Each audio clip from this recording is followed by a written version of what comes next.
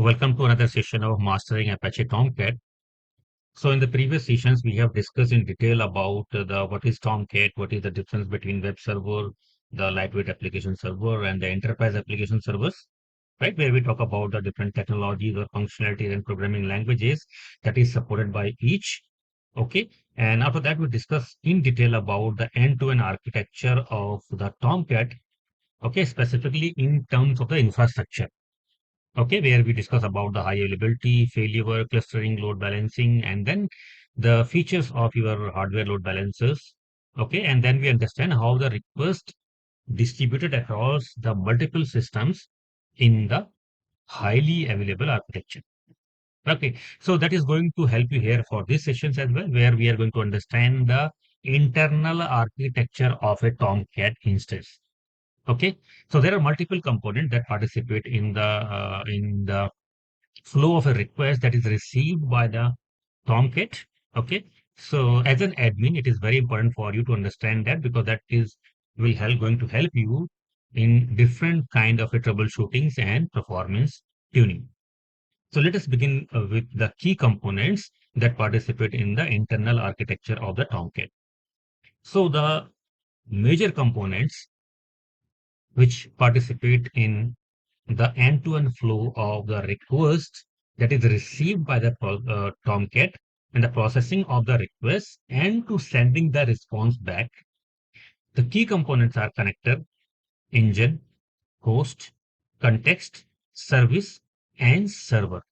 These are the core components of the Tomcat that participate in processing of a request that has been received by the Tomcat, right? So suppose that there is a user who is trying to access the application which is deployed in a Tomcat. Right. So this we have discussed in detail about in the highly available architecture in the previous sessions. So you may have a web server where the request will be received by the web server, and then it is going to forward the request to the backend Tomcat for processing. Right. And there could be a database in the backend where your application may need to contact the database for the data. Right. Now, all these core components reside inside the Tomcat instance.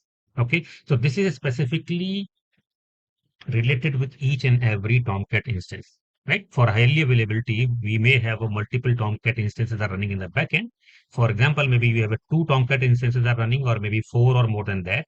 Okay, so these components are the part of each and every Tomcat instance. Okay, so let us discuss about all these components and understand how they participate in processing a request that is received by the Tomcat. Okay, so let us first start with the connectors. So what is a connector in Tomcat?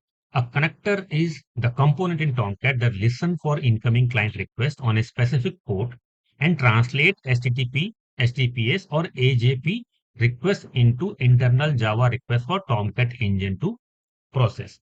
Okay, the first thing which is clear to you,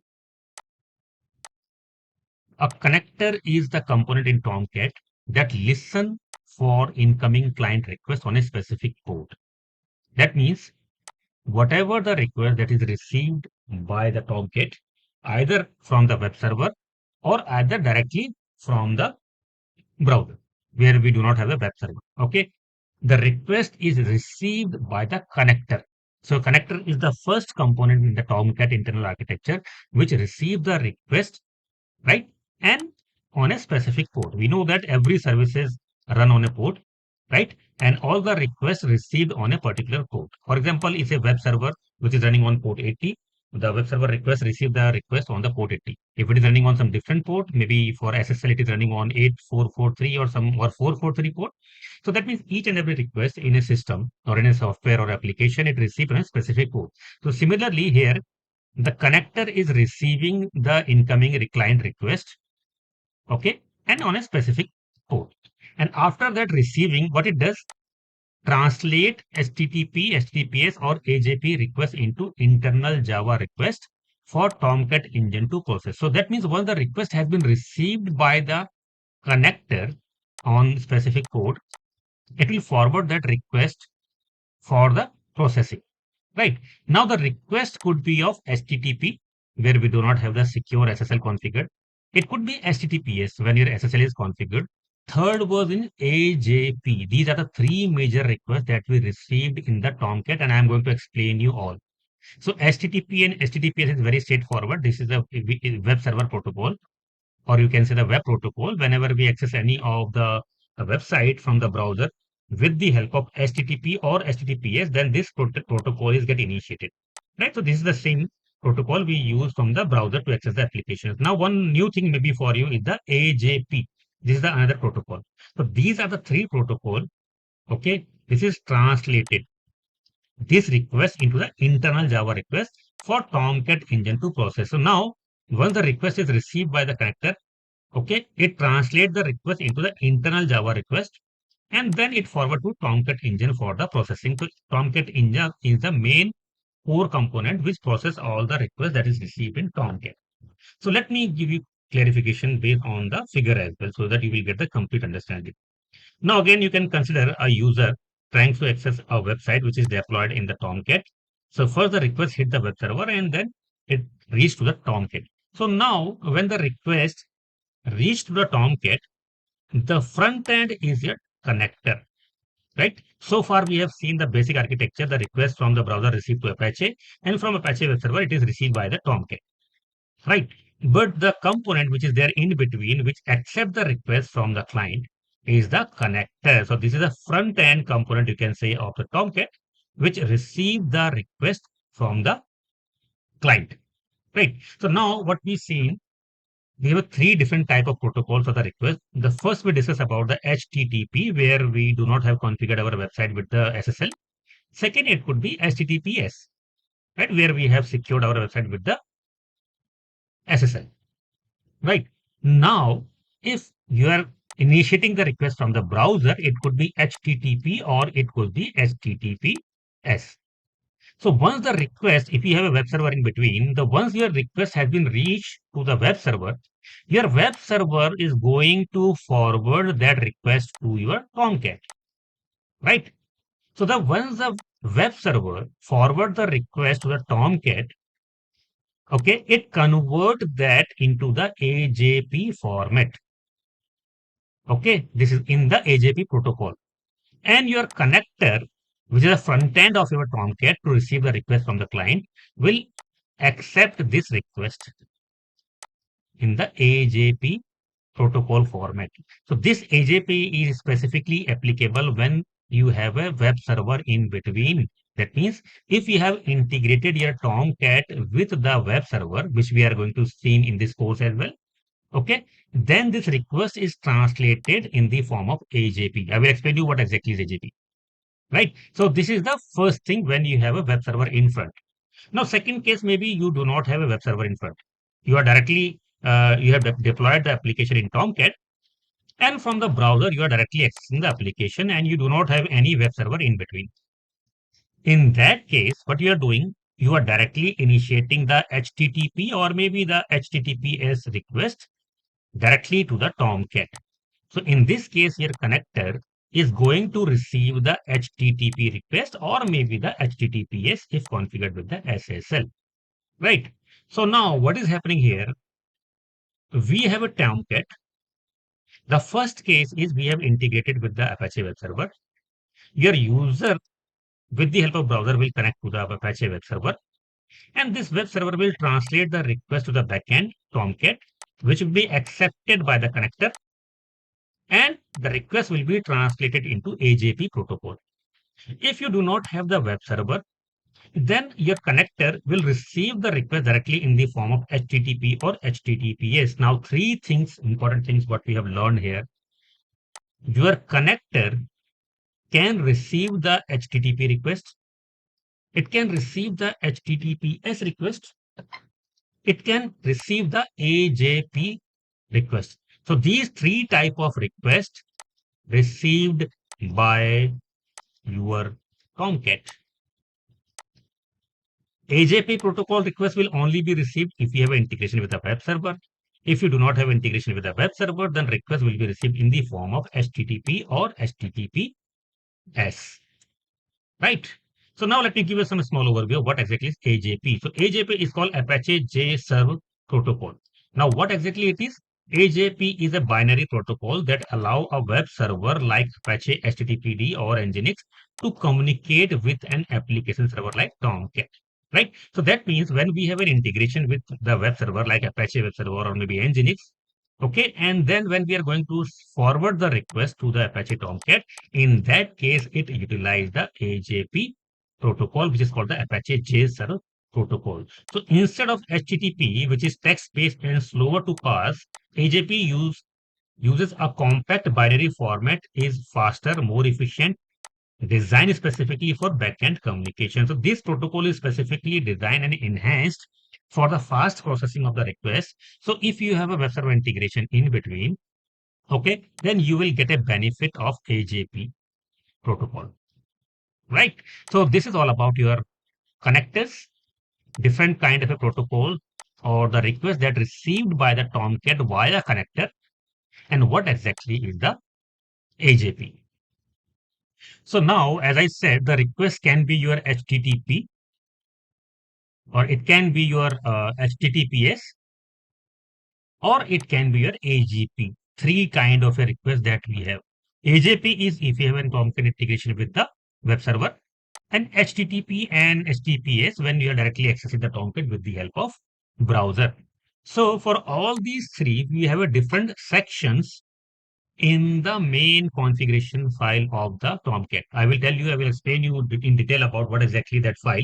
The name of that file, which is the main configuration file of the Tomcat, which is called the server.xml. So in this file, okay, you will see the three different sections, right? Because as I said, these are the three different protocols, okay, which used to send the request to your Tomcat, which is accepted by the connector. And now because these are the three different protocols, so they are running on some three different ports. And since they are running on three different ports, so you will have a separate settings for all these three protocols. So here for HTTP, you can see here, the default port is 8080. If you are going to access securely with the SSL, the port could be 8443 or it could be custom port. You can change that port, okay, according to your requirements. Similarly, if you are going to use AJP where you have an integration with a web server, then the request will be received on the port 8009. So you see this like this, you will see a three different sections in the server.xml file for all these three different protocols. The next part is the engine. So this is the core of your Tomcat, which process every request that is received in the Tomcat. Right? So what we have learned about the connector, connector is the front end of your Tomcat which receives the request from the client. So once the request has been received by the connectors, it has to be processed internally by the Tomcat. Now processing that request internally, your Tomcat use the Tomcat engine. This engine is a core component of Tomcat internal architecture. It resides in service block and it acts as the request processing engine of the entire service. So as I said, this is the core component which process the request that is received by the Tomcat via the connectors. Okay, and this configuration, the configuration, as I said, all of the configurations in the Tomcat are reside inside the core uh, configuration file, which is the server.xml. So in the previous slide, we have seen the three sections for the different ports, right? For the different type of protocols, incoming protocols. So similarly here, for the engine, you will have a separate section in the server.xml file, and that engine entry will be inside the service block. There's a different blocks in the that particular XML file. Now, what is the role of engine? Is a very straightforward. It receives the request from connector like HTTP, HTTPS, or AJP. So as I said, your connectors can receive the HTTP request or HTTPS or AJP. So whatever the request that has been received by the connector, it will be forwarded to the engine for the processing. Okay. And it select the appropriate host based on the domain name or IP. So what does it mean? It select the appropriate host based on the domain name and IP. So in Tomcat, we have a hosting, or we can say a virtual host kind of a concept where we can access the applications with the help of different domains or different IPs. Okay, for example, you may have a Tomcat where you have deployed two applications for two different clients. and both clients have a different DNS or maybe different IPs, right? Now, the application for both the clients are deployed in the same Tomcat, and you wanted to have a separate DNS for both the clients. So what we do in that case, we define a virtual host for that one. With the help of virtual host, what we can do, we can have a two different virtual hosts, okay, where we define the different DNS name or IPs. And with the help of that, different client can access their own applications, which is deployed in the backend same Tomcat application. Right. So that means you can have a multiple host or virtual host entries in the Tomcat. Okay. So when the request is received by the engine for the processing, it has to know that on which virtual host I have to process the request. Right. So that means this engine select that appropriate host based on the domain name or IP address which we have in the request, right? When we access any of the website from the browser, we either enter the domain name or the IP address. So when the request is received by the Tomcat, it look for the domain name or IP, whatever there in the request. And based on that, it forward the request to the backend host or the virtual host for the processing. Inside the selected host, it route the request to the context you deploy the application. Now, inside that host, we have a context of the application as well, right? For example, if I'm saying that I am accessing an application like digitalk.com/my app. So this is my application which is deployed, and this is my DNS name, which is digitalk.com. So when I'm going to access this, okay, your connector will receive this request and it will forward to the engine. Engine will look for the virtual host with this particular DNS name. And once it will reach to the DNS, inside that I may have a multiple application.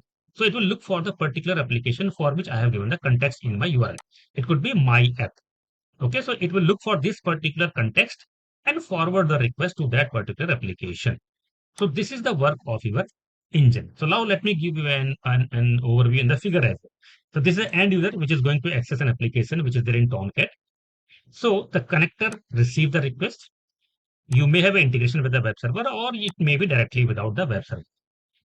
Now, backend inside the Tomcat, once the request has been received by your connector, the other major core component, as I said, it is a engine, which is also called the Catalina. Okay, you will see this entry in the server.xml file as well, wherever you will see the engine entry. So once the request has been received by the connector, your connector is going to forward this request to your engine for the execution.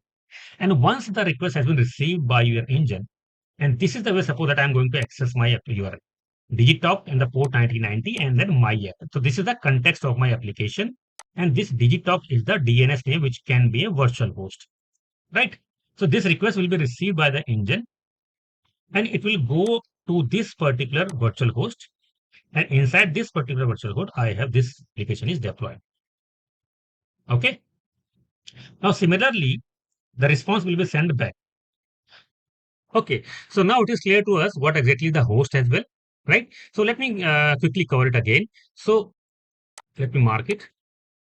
The host element in server.xml. So as I said, server.xml is the main core file. So every configuration you will see in the server.xml file inside a specific tag or the element, right? So this host element is represented a virtual host, right? So a host is a part of engine as is identified by its name attribute, which must match the DNS or IP addresses used by the client to access the application. So as I said, you can have a multiple applications deployed for the multiple client and you want to access the application with the help of different DNS. Or it could be possible that directly with the help of different IPs. Right. So that can be managed with this particular host entry. So related entries for these kind of configurations will be inside the host. Okay, so whatever the DNS or different IP addresses that you have configured for accessing the different applications, that is inside the host tag in your server.xml file. Okay, so we have a detailed session on this as well. Okay, we will see how to configure a virtual host and then how to access the different applications, okay, in the same Tomcat using the different DNS that we will cover in this virtual host session as well. And that time you will get the complete understanding of this. If you're getting confused anywhere, don't worry about that one. If you're getting only 10 to 20% or 30% of what we are discussing about right now, that is more than sufficient. In practical session, we will get the complete understanding of this one. Right. So now suppose that I have an application with the context of /my app, which I have deployed in the Tomcat. I'm going to access that application with the help of this particular DNS, which is the Digitalk. Okay. So now, once we'll access this application, you will have a corresponding entry in your host tag, which is the virtual host entry for this DNS. And once the request is received by your engine, okay, it will look for the particular host and the DNS, and it will serve the application which is with the name of /myApp context. Similarly, we have a separate application, CRM application, and you want to access with the help of different DNS, right? So for that as well, you will have a separate virtual host entry. So once the request is received by the engine, it will look for the DNS in the URL. It will go to the corresponding virtual host entry and serve the corresponding application which is there in the URL. Similarly, instead of the DNS, you can access the application with the help of IP addresses as well. Okay, so these are the host entries where we defined all the virtual host configurations, and virtual host is nothing but to access the applications which is deployed in the Tomcat using the different DNS, right? Okay, so now here you can see this is a snapshot of the server.xml file.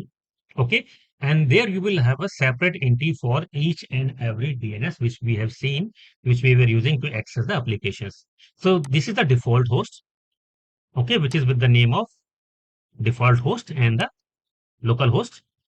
If you define your custom host, okay, for example, we have seen digitalk, we have seen the digitalk systems, right? So for each and every virtual host, you will have a separate entry in the server.xml file. Okay, these are the representation of the different virtual hosts. The next component is the service component in the Tomcat. So what exactly is a service? In Tomcat server.xml, a service group together. That means whatever the component that we have discussed so far, the connector, the host, right? And all these components are binded together inside the service tag. That means whether it is an engine, whether it is a your particular core component that is processing the request, which is the connector, or whether it is a virtual host or a host, every configuration will be inside the service tag. So that means inside the service tag, you will have a one or more connectors for HTTP, for HTTPS, for AJP. Okay, you will have a single engine. Okay, so it acts like the glue that bind incoming protocol to the processing logic. That means it is binding all the incoming and processing logic together inside a single tag. So here you can see this is a snapshot from the server.xml file. So this is the service tag. From here it is starting and this is ending here, right? And inside that you will see the name Catalina. This Catalina is the name of the engine, right? And after that, you will maybe have a multiple connectors. You will have an engine. Here you can see the name of the engine, which is the default host, or you may have a multiple virtual host. So every configuration what we have discussed so far will be inside the service tag. So this is acting as a glue, which is binding all these components together. And the last and main important is the server. So it is very clear from the name as well. This is the core server, which you can refer as a Tomcat server as well. So this is the root element in the Tomcat server.xml file. That means when you see the server.xml file, it has a starting and it has an end, and then in between you have the multiple configurations. Okay, so this server tag will be at the start of your server.xml file, and similarly it is going to be end at the end of the server.xml file. So you can say this is a root element in the Tomcat server configuration file. So it represents the entire Tomcat instance, right? Because it is at the start of your file and at the end of the file, and every configuration is inside this one. That means it is representing the complete configuration, or you can say it is representing the complete Tomcat instance. It contains one or more service elements. Okay, and it control lifecycle events such as shutdown and global settings. So whatever the global settings, shutdown, startup, whatever the configurations are there, is completely controlled by this server tag, or think of it as an entire Tomcat container, right? So now this is the overall representation of all the component that we discussed. Whenever a user is trying to connect to the Tomcat for any of the requests, the first request received by the connectors, and after the connector, the request is received by the engine. Okay.